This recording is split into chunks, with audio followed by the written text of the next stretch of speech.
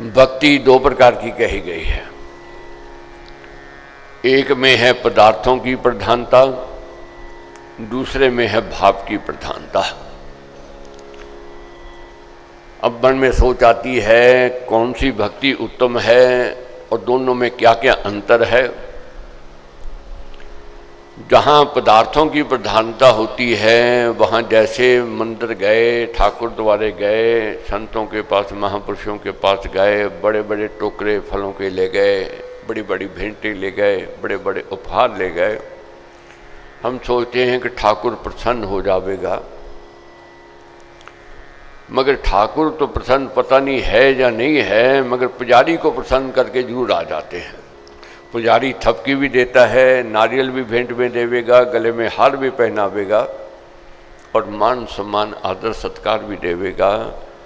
अज्ञानता में हम समझते हैं कि ठाकुर प्रसन्न हो गया, मगर ठाकुर किसमें प्रसन्न होते हैं ये आज जानना है। दूसरी प्रकार की भक्ति कौन सी है? ये है भाव की, भावना की, श्रद्धा की और विश्वास की और भरोसे की ये भक्ति है।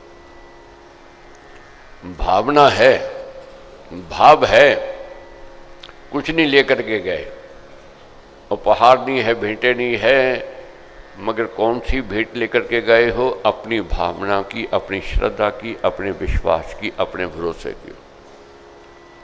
ये उत्तम भक्ति मानी गई है।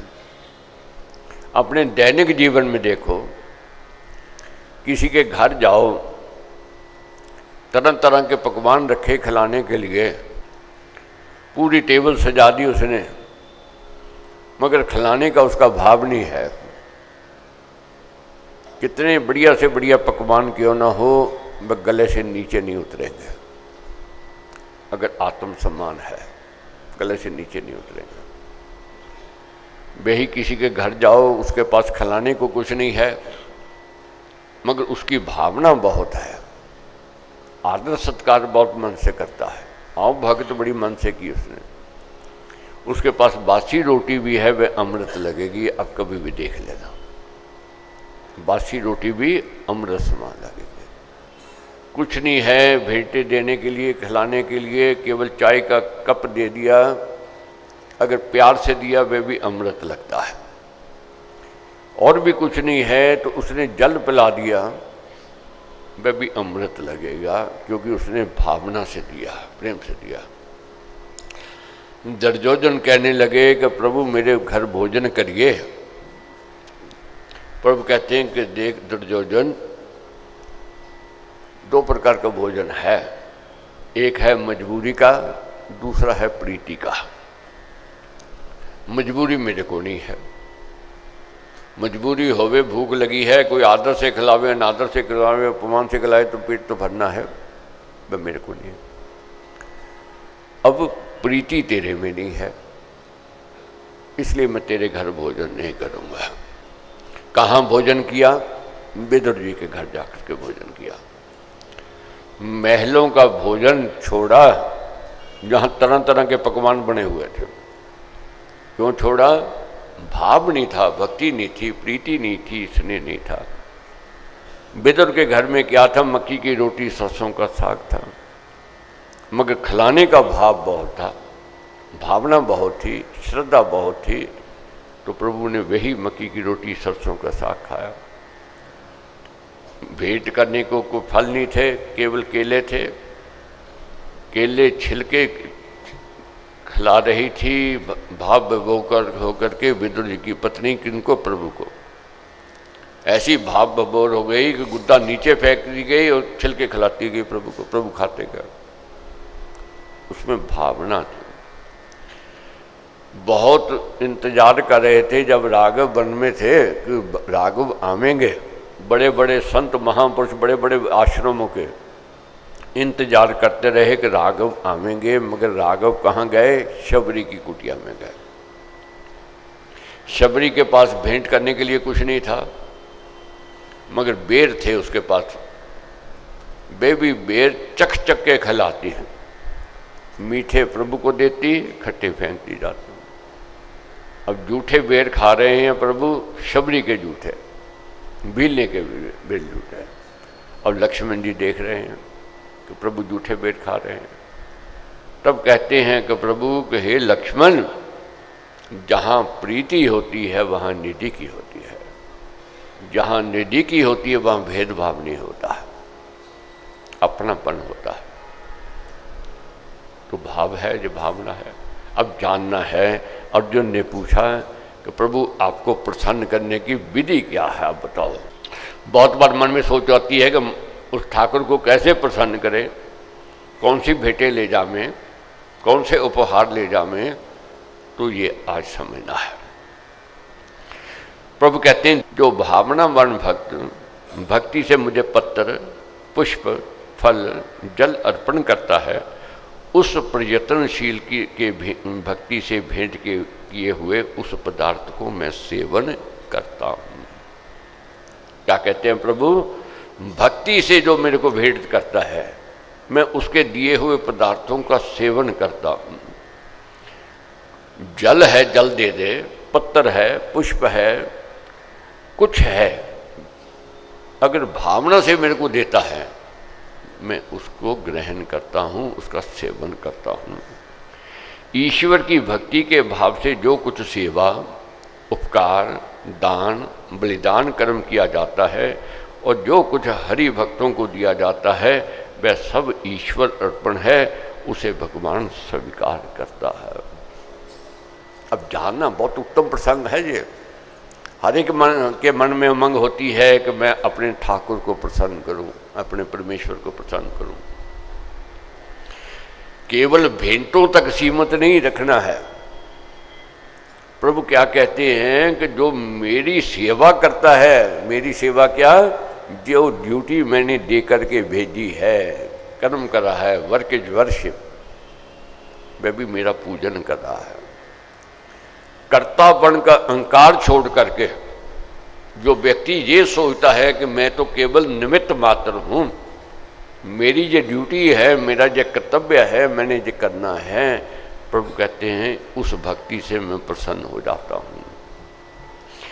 ईश्वर अर्चन की ये भी विधि है कि हे कुंती पुत्र, जो कार्य तू करता है, जो खाता है और जो तू होम करता है, जो तू दान देता है, जो तू तप तपता है, वह सब मुझे अर्पण कर दे। अब व्यक्ति कहे खा मैं रहा हूं और ये परमेश्वर की पूजन क्या हुई, ये अर्पण क्या हुआ परमेश्वर को? तो प्रभु कहते हैं कि हे अर्जुन, तू दान भी अगर कर रहा है, सेवा भी कर रहा है, मगर इस भाव से कर रहा है तेरा तेरे अर्पण। अगर हम भोजन कर रहे हैं ये भाव होवे कि जीव का स्वाद नहीं, इस मालिक के दिए हुए शरीर की संभाल के लिए, उसको चलाने के लिए भोजन कर रहे हैं, ये परमेश्वर की भक्ति ही है। ये तन जो दिया है इसको बर्बाद करने के लिए परमेश्वर ने नहीं दिया है। जैसे किसी को गाड़ी मिले, उस गाड़ी की संभाल रखे, ठीक ठाक रखे, तो बहुत बात उत्तम मानी गई है। और वही अनदेखी करे तो क्या कहते हैं, इसको तो संभाल ही नहीं है। शरीर दिया मालिक ने और उसकी संभालनी है, तो क्या कहते हैं, इसको संभाल नहीं है, इसको समझ नहीं है।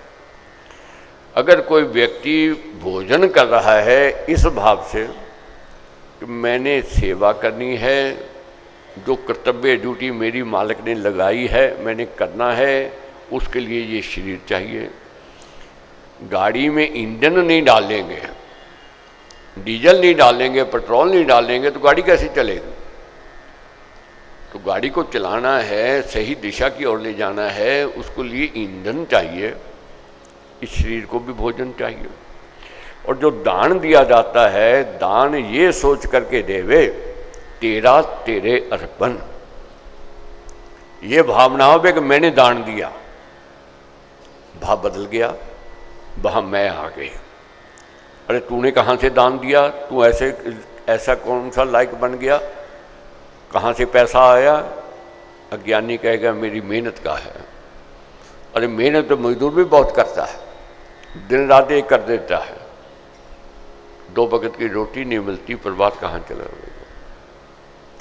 ये मेहनत और मेहर से जो मिला हुआ होता है, थोड़ी सी भी मेहनत करे और मेहर उस साथ जुड़ जाए तो मुनाफा ही मुनाफा है, लाभ ही लाभ है। ये कहे हे मालिक ये तेरी मेहर का है, तूने दिया और तूने मेरे को इस लायक बनाया, मैं अधिकारी बना, तूने बनाया, मैं ट्रस्टी हूँ। ट्रस्टी हूँ कैसे?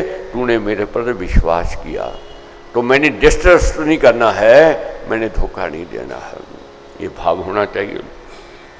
और जो तू तपता है वह सब मुझे अर्पण कर दे, ये धारणा कर कि ईश्वर आदेश पालन करता हुआ मैं तदर्थ खान पान आदि किया करता हूँ।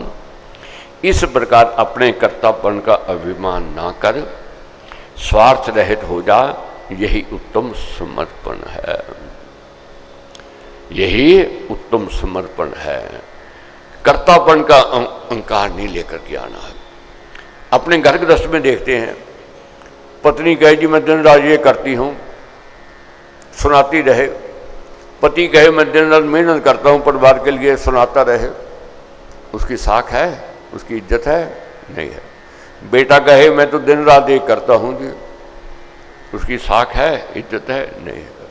नौकर दिन रात कहता रहे, सुनाता रहे, मैंने तो ये कर दिया, दिन रात एक कर दिया, नहीं साख है। पत्नी पति के लिए या घर गृहस्थ के लिए कर रही है, अपनी ड्यूटी कर रही है, उसकी सुगंधी चारों ओर फैलेगी फैलेगी।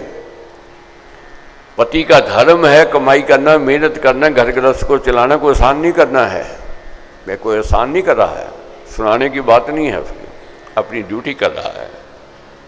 ऐसे व्यक्ति की साख है, इज्जत है, मान है, सम्मान है। वही बच्चा बेटे बेटियां काम कर रही हैं, सुनाते नहीं हैं, अपनी ड्यूटी समझ करके माँ बाप की शिक्षा पर चलते हैं, माँ बाप के नाम को ऊंचा करते हैं, उनकी साख है, उनकी इज्जत है।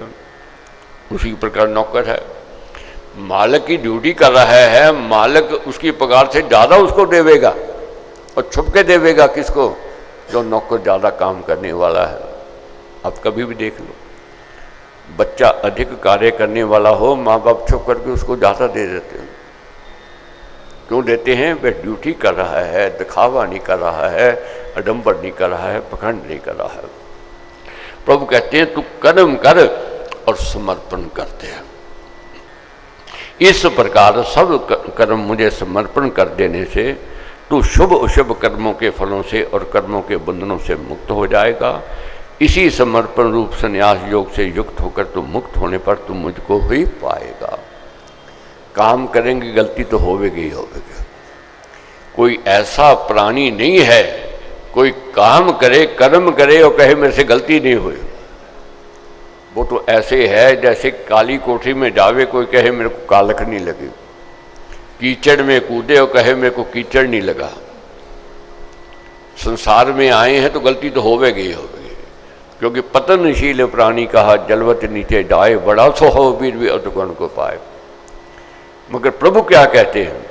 अगर तेरे अंदर कर्तापन का अहंकार नहीं है, अगर तू गलती भी कर लेता है तो तू पापों से मुक्त हो जाएगा। कैसे अपने जीवन में देखते हैं, नौकर है, मालिक है, पत्नी है, जब भाई है, मित्र है, पुत्र है, काम कर रहा है अपनी निष्ठा से, अगर गलती हो जाए तो हम क्या कहते हैं? कोई बात नहीं, जो करता है तो गलती हो भी जाती है, उसको माफ़ी मिल जाती है उसी समय। मगर जो अपने कर्तापन का अहंकार रखता है, मैंने किया, दिखावा करता है, उसको क्या कहते हैं? तू कहता था मैं करने वाला हूं, तू गलती की तो तू ही इसका दंड भोगी है, उसको सजा मिलती है। प्रभु कहते जो समर्पण कर लेता है वह बंधन में नहीं आता, मुक्ति की ओर जाता है, पाप दोष उसको लगते नहीं। अब मन में ये सोच आती है परमेश्वर पक्षपाती है,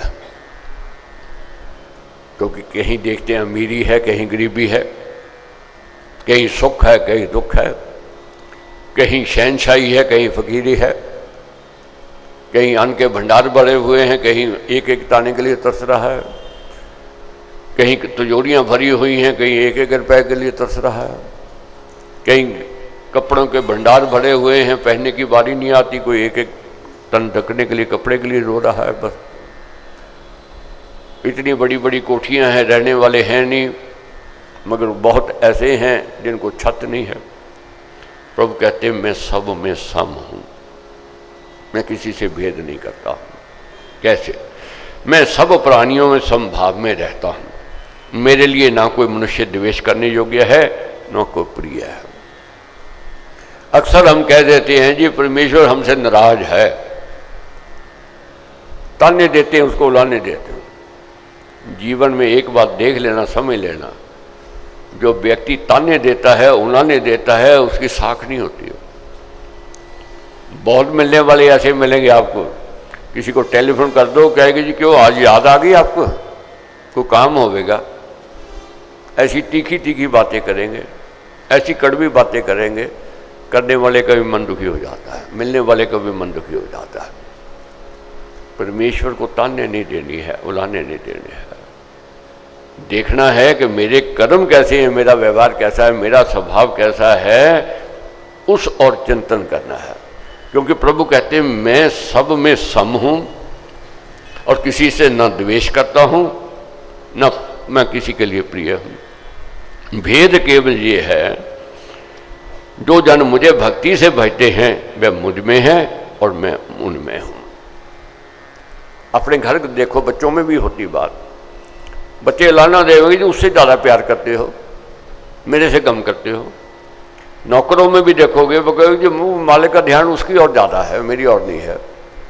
ये नहीं देखा मालिक का ध्यान उसकी और क्यों ज़्यादा है, वह निष्ठा से काम कर रहा है, वह पखंड नहीं कर रहा है, आडंबर नहीं कर रहा है, उसकी निष्ठा है, भावना है।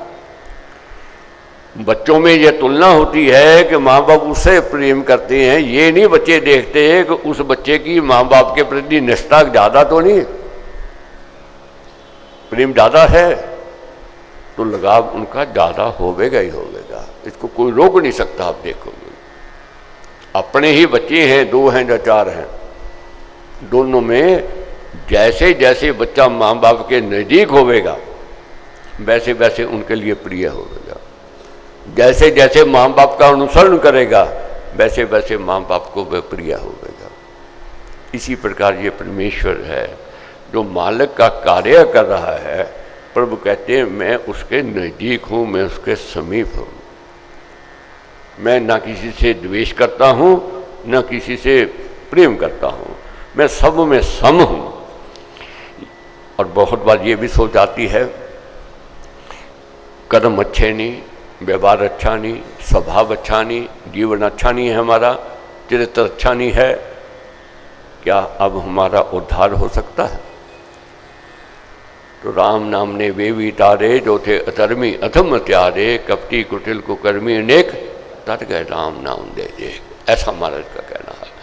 और प्रभु क्या कहते हैं कि हे अर्जुन, यदि कोई बड़ा दुराचारी भी एक भाव से मुझे आराधता है तो वह साधु श्रेष्ठ ही माना जाना चाहिए, क्योंकि वह अच्छे यथार्थ निश्चय युक्त है। बुरे कर्म करने वाला भी व्यक्ति प्रभु कहते हैं मेरी शरण में आ जाता है, मैं उसको ठुकराता नहीं। बच्चा गलती करे और माँ बाप से प्रायश्चित कर ले, आगे उनके क्षमा मांग ले, कोई ऐसा निर्दयी माँ बाप नहीं हो सकता है जो बच्चे को माफ ना करे। अधिकतर संख्या में माँ बाप बैठे हैं यहाँ पर, बच्चों वाले बैठे हैं। अपने मन ही मन में सोचना, बच्चा अगर गलती करके प्रायश्चित करता है, क्षमा मांगता है, आप उसको ठुकराते हो? उत्तर मिलेगा नहीं। सीने से लगाते हो, गलती हो गई कोई बात नहीं, मान ली, आगे से सुधार कर ले। तो प्रभु कहते हैं अगर दुराचारी भी मेरी शरण में आ जाता है वह साधु श्रेष्ठ हो जाता है, महानता की ओर बढ़ता है। ऐसा निश्चयवान शीघ्र धर्मात्मा हो जाता है। बहुत लोग ऐसे पखंड वाले भी मिलेंगे, डंबर करने वाले, कहेंगे जी फिर देखो जी पहले तो बहुत पाप किए, गलतियां की, अब भजन कीर्तन में लगा हुआ है, 100 चूहे का खाकर बिल्ली हज को चली, ऐसी ऐसी बात करने वाले बने। मगर इतिहास क्या कहता है? बड़े बड़े अधर्मी, बड़े बड़े कुकर्मी भक्ति सागर में आए, भक्ति सागर में डुबकियां लगाई, वह शीघ्र धर्मात्मा हुए, इतिहास में उनका नाम हुआ। उनका मान हुआ, उनका सम्मान हुआ, क्योंकि उनका भक्ति भाव में आना, अच्छी सोच लेकर के आना कि मैंने अच्छा बनना है, अच्छे बनने की उमंग लेकर के आई है। वस्तु टूट जावे जोड़ लो। अब अज्ञानता में देखते हैं क्या होता है। बचपन में हम खूब तोड़ने में मजा लेते रहे। बच्चे के हाथ में टेलीफोन दे दो, मोबाइल दे दो, वह गिरावेगा, तोड़ेगा और ठा मारेगा और उसको बड़ा मजा आता है, खुश होता है। मगर जैसे जैसे बोध होता है, जैसे जैसे समझ आती, जैसे जैसे ज्ञान होता है, फिर उसको जोड़ने में मजा आता है। वह टूटी हुई वस्तुओं को वह जोड़ता है, टूटे हुए रिश्तों को वह जोड़ता है। अज्ञानता में हम रिश्ते भी तोड़ लेते हैं, उसमें बहुत खुश होते हैं, मैंने उसको बहुत सुनाया, उसको बहुत कहा, मगर जब समझ आती फिर व्यक्ति उसको जोड़ने लग जाता है, फिर तोड़ता नहीं है। तो बहुत तोड़ लिया हमने, अब हमने जोड़ना है, जोड़ने की ओर जाना है। ऐसा निश्चय मनुष्य का धर्मात्मा हो जाता है और सदा की शांति को पा लेता है। हे कुंती पुत्र, तू निश्चय पूर्वक जान ले कि मेरा भक्त कभी कभी नष्ट नहीं होता है, मैं उसका उद्धार अवश्य कर देता हूँ।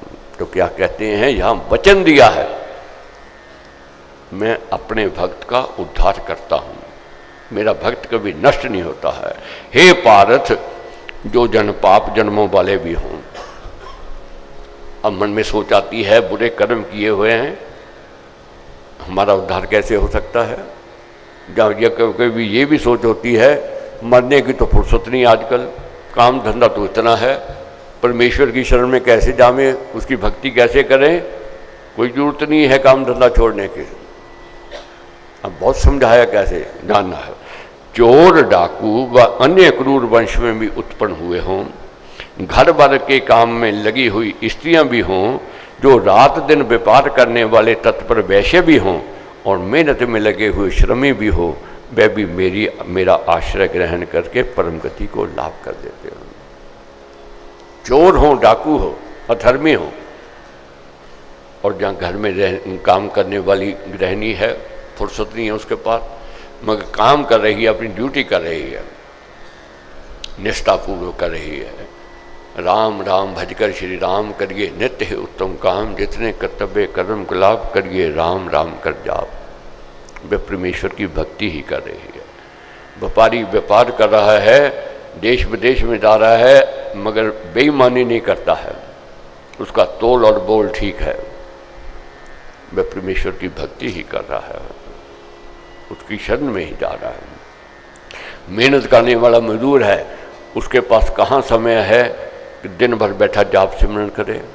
वह अपने श्रम में लगा हुआ है, मेहनत में लगा हुआ है, वह परमेश्वर की भक्ति ही कर रहा है। पाप में जन्मों वाले और व्यवहार में तथा काम काज में तत्पर स्त्रियां, वैश्य और श्रम में भी अन्य भक्ति से संसार सागर में तर जाते हैं। तब फिर पुण्यवान ब्राह्मणों और भक्त राजर्षियों का तो कहना ही क्या, उनको मेरे राज्य का अवकाश बहुत अधिक मिलता है, इसलिए वे शीघ्र अपना कल्याण कर सकते हैं। पूर्व जन्म की कमाई लेकर के आए हैं, अगर घर रहने को मिला है, दो वक़्त की इज्जत की रोटी मिल रही है, वस्त्र पहनने को मिल रहे हैं, ये बहुत पुण्य कर्मों से, पिछले जन्म के पुण्य कर्मों से मिला है। और ये सब कुछ मिलने के पश्चात भी परमेश्वर की भक्ति ना करे, परमेश्वर का कार्य ना करे, तो फिर अज्ञानता है, फिर मूर्खता है। प्रभु कहते हैं ऐसे व्यक्तियों को तो स्वअवसर ही स्वअवसर है मेरी भक्ति करने का, और वह इस स्वअवसर का लाभ उठा करके शीघ्र अपने लक्ष्य तक पहुंच सकते हैं। इस कारण इस नाशवान सुख रहित लोक को पाकर तुम मुझको आराधित कर। अब मन में ये सोचाता है आराधना करनी तो मुश्किल है, कौन जप करे, कौन सिमरन करे, जप करने लगते नींद आ जाती है, ध्यान में बैठते हैं तरह तरह के फुरने आते हैं। तो प्रभु क्या कहते हैं, बहुत सरल उपाय है। क्या? मुझ में मन को लगा, मेरा भक्त बन, मेरा पूजन कर और मुझको नमस्कार कर। इस प्रकार अपनी आत्मा को मुझ में जोड़कर मेरे आश्रित होकर तुम मुझे ही पाएगा। मेरे में मन लगा, पत्नी का पति में मन है, भाव है, कितना भी मेहनत कर ले उसको तकलीफ नहीं होती है। बेटा है, बच्चा है, माँ बाप के प्रति प्रेम रखता है, भावना है, मन लगा हुआ है, वह माँ बाप का अनुसरण करेगा ही करेगा, उसको मुश्किल नहीं होगा। अगर मन नहीं है तो मुश्किल आ गई। प्रभु कहते मेरा भक्त बन। अब परमेश्वर को जरूरत नहीं है भक्तों की, माँ बाप को जरूरत नहीं होती है बच्चे उनकी पूजा करें। माँ बाप क्यों कहते हैं तू चरण वंदना कर, क्यों? तू सीख जावेगा झुकना, तू मेरी बात सुन, क्योंकि मैंने सुख दुख देखा है, धूप छांव देखी है, मैं अपने अनुभव की बात तेरे को कहनी है। माँ बाप बच्चे को यही कहेंगे, मगर बच्चे कहाँ मानते हैं? नहीं माने। मगर जब वही बढ़ती उम्र में आ जाते हैं फिर वही अपने बच्चों को कहते हैं, फिर वही बच्चे नहीं। ये सिलसिला चला आ रहा है। मगर जो समझ आता है, महाराज क्या कहते हैं, समझना ये क्या है, चोट लगने से वस्तुएं टूटती हैं, मगर व्यक्ति को जब चोट लगती है वह सुधरता है। चोट लगने से व्यक्ति सुधरता है, ठीक दिशा की ओर जाता है। प्रभु कहते हैं इस प्रकार अपने आत्मा को मुझ में जोड़कर मेरे आश्रित होकर तू मुझे ही पाएगा।